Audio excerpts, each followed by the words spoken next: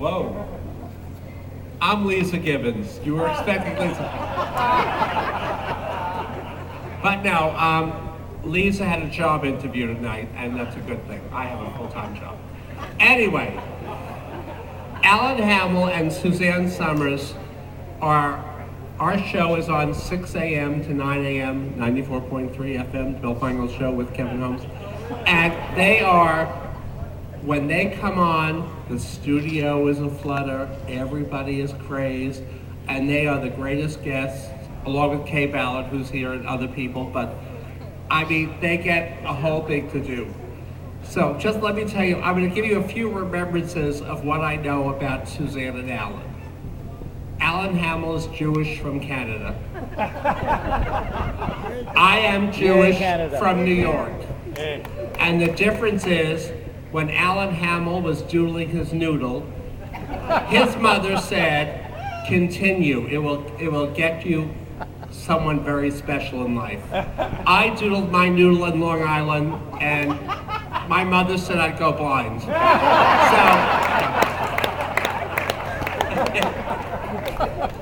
Alan and Suzanne met. Suzanne Somerd came up. Alan Hamel was a big to-do in Canada.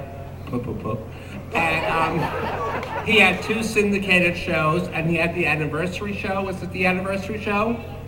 What was it? What? The anniversary game. And Alan told us on the show, Suzanne had to open up a refrigerator or point to a car. Totally inept.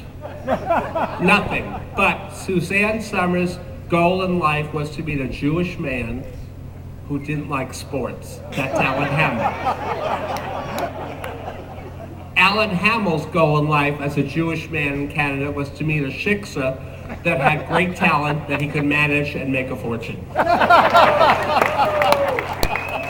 Bingo! Now, 2 people can't be in show business. That's what Alan Hamel told me. So Alan he really is the most brilliant, and when you sit with him, seriously, he's the most brilliant man you could ever meet. And Suzanne shoots him up with hormones twice a week, and life is good. Suzanne has written 22 books, 11 bestsellers, and to be honest, when she first came on our show, people thought she was crazy, but when you read her books and you understand where she's coming from, Suzanne Somerd is ahead of a lot of us. And you are what you eat, and I would love to eat you, Ellen. So where's the award? I want to give where's the award? That's it? This little fishula thing? I thought I haven't given an Oscar, I haven't given, this is the first time ever Master Doodle Award. It's a charity function. Come on. Beautiful. It is stunning. So Suzanne Somerd, Alan Hamel, they told me not to rehearse anything, so what do you want from my life? I love these people. Can I tell you, 43 years together, sex every morning. 46 years together. 46 years. 26 books, 14 New York Times bestsellers. Okay? And my mother also told me, if you doodle your noodle, you'll go blind. And I said, I'll just do it long enough to wear glasses. That's Alan Hamel. Alan Hamel has the hairiest palms of any man in Palm Srings. But no, seriously. Does this thing take a couple of AA batteries? First of all, before I give them the award, because this is not the Oscars. How are you going to give us this award? Bend over. And, okay, no, seriously, what was I going to say? Before I give you this award, oh no, Alan Hamel told me the first time he came on the show, he said, Bill, I'm going to teach you how a whore moans. Didn't you say that? You're lying, Bill. You said that? No, you said it. What did I say? You said. I said, you know how to make a hormone. Oh, okay. Come on now. Anyway, these two.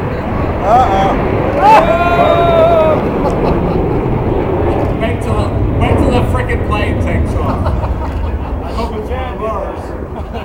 Anyway, this is the great.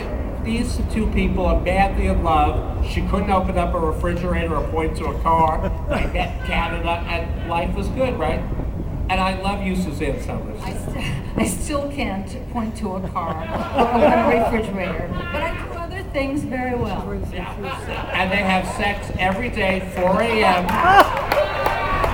4 a.m., but... I'm usually not awake for that one. And then we always book them on our show 8 a.m. and they show up in the parking lot at 7:45. And let me tell you, a Cadillac SUV has never rocked so hard for 15 minutes. Alan Hamel and Suzanne Somerd, I love you both, and you both deserve this. What? Something's gonna hold this. Okay, come on. Okay. Yeah. And here is, they're not just a power couple in Palm Srings. They're Suzanne's, what?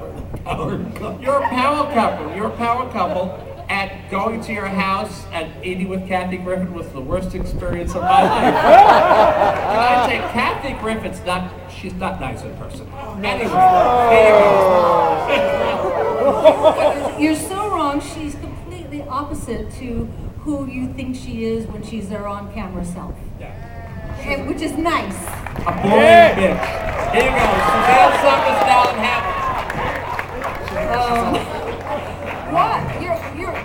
Bill, you were supposed to give us an award, and then listen, Al.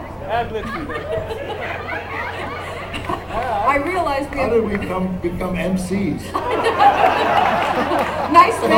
Nice management job. Radio guy. Yeah, right. Okay, well, so we'll we're talking. All right. Okay. Yeah, actually, I have something to say. Would you hold my award? Okay. So my husband is an incessant doodler, and he's my manager, and he really does have great vision. And when he's on the phone, he's so immersed in the deal that he's on the phone that his hand starts doing this thing. But if you asked him to do that when he wasn't on the phone making a deal, he's incapable of doing it. So I think what's interesting about Doodles is it has to be some mind connection to it's a way of expressing your thoughts. So that's what makes everybody's doodles so interesting. But I have to say that I didn't always appreciate it, because if he doesn't have that pad in front of him, then it's the wall, or the cabinets, or his knee, or his pants, or the pillow. It's whatever is in front of him. He's not going to leave what this thought is and go get something appropriate. So I used to not appreciate it until Peter Demopoulos one day took a look at some of his doodles from Post-its.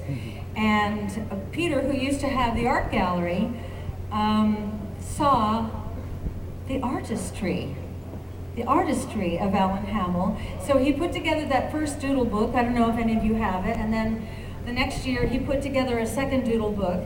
And he keeps doodling. But what's happened is just a lot of you are doodling now. And it's got to be good for you in some way, you know? and you know, I mean, your mothers can't tell you don't doodle. It's like it's legal, and it's right. Anyway, so that's how it started, and I just think it's a really wonderful event. And I want to say one more thing about the Desert AIDS Hospital. First of all, I think that this is the one disease that you're getting a handle on because of events like this. It's really made a huge difference. I don't know, you know, I've been to cancer after cancer, and you want to go, where's the cure? But whereas AIDS used to be a death sentence, it is no longer. It's something that can be managed. And I believe that all diseases can be managed, like diabetes, like cancer even. You know, I talked to one doctor in one of my books, and he said, cancer is manageable. And I said, what do you mean? He said, if you give it what it wants, it'll leave you alone. I said, what does it want? He said, it wants a detox body and good nutrition. It's a little more complex with that. But then you realize that with any diseases, they're learning with this disease, you can manage it, you can live with it. We all have friends who've had it for 20, 25 years, and they're doing well. They're living quality lives. So this is more than just a fun event. It's really, really actually causing an effect. And very, very few charities can say that. So congratulations.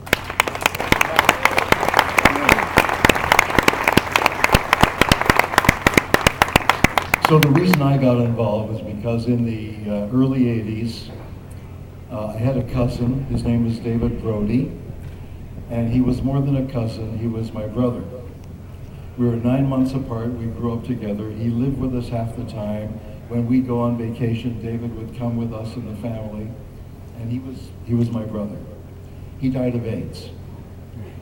We spent 10 years in Las Vegas in the 80s, and we had a big dance group, and one by one, they all died, including the 17-year-old. We had to sneak into the casino.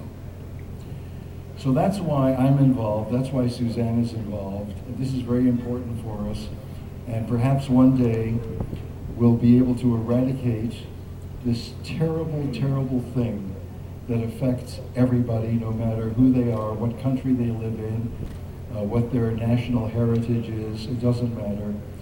They all are affected, or they know someone who has been affected. So thank you for turning up tonight. I really appreciate it, and I'm glad that all the money that's being raised is going to DAP.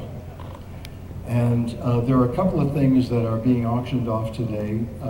There's a pair of Suzanne's Manolo Blahnik shoes that she doodled on, and I don't know, where is it now? It's at 1,000 when I left.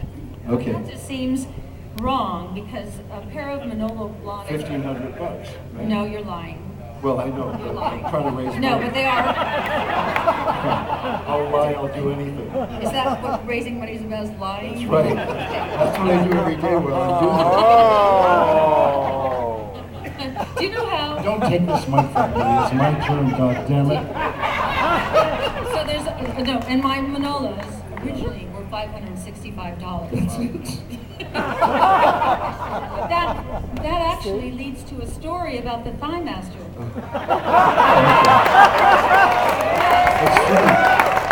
It's true. And by the way, the payoff is there is a doodled Thigh Master. By him. By the original doodler. That's going to be available during the live auction. It's the only one in the entire world. It's signed by Suzanne and by me. Yeah. Okay, so she's not such a control freak. All right, I got to speak like this because I can't hold the mic myself when I'm with him.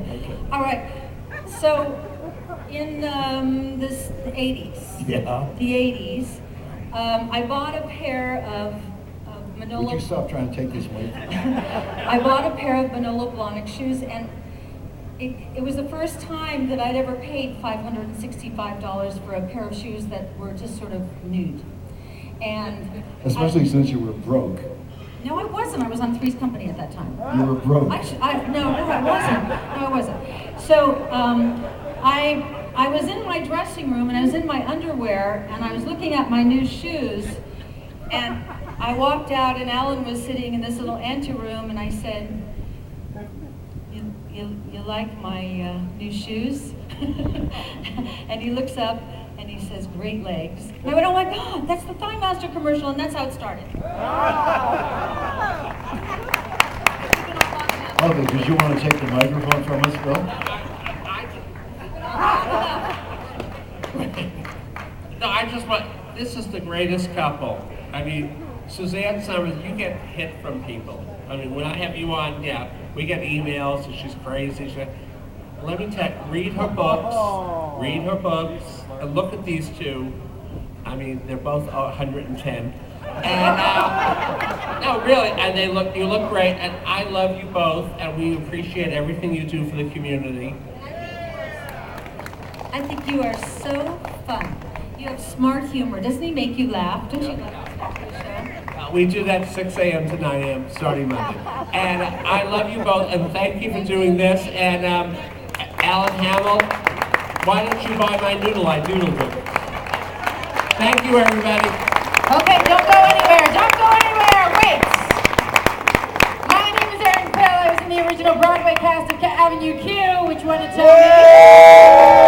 Thank you, I had nothing to do with it. And I am here for my peeps, as all the others, for my gays, right? Everybody's here.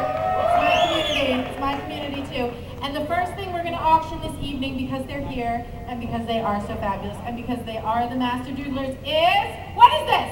Wow, everybody knows, so smart. So we're going to let Suzanne Somerd hold it. Thank you very much. And the minimum bid that I can take this evening to start is $300. Who will give me $300 for the Thigh Master? $300 in the front. Who will give me $400? 400 where? Where? How many people? I say 5. Go to 5. Go to 5. 500. 6? 6 in the back? 6 in the front? Somebody better go to 7. 7 over here. Do I have 8? Do I have 8? Come on, people. It's the thigh. It's shaped like an 8. Wouldn't it be embarrassing? 800. 800. 800. Do we think there's a 9? So many things you could do with it. There's 1,000? I have 1,000. It's been in her thighs. She's used it. She was done.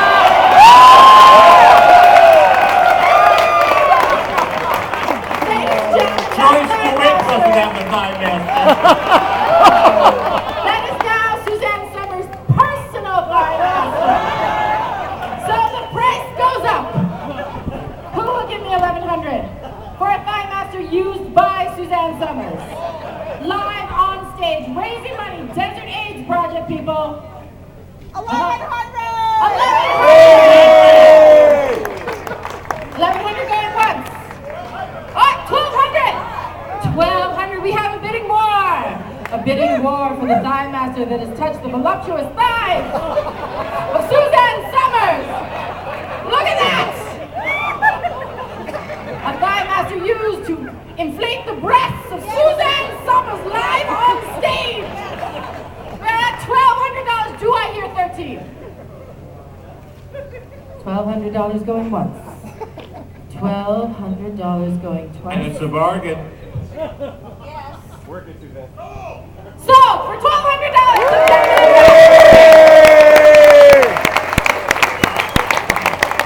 thank you to our Master Doodlers. Thank you. It's in the back. It's in the back. There you go. So, in the back, we'll say goodnight now. Thank you, Alan. Suzanne. Alan Hamel and Bill Feingold. Hilarious. And now it is to bring up the International Magician of Mystery,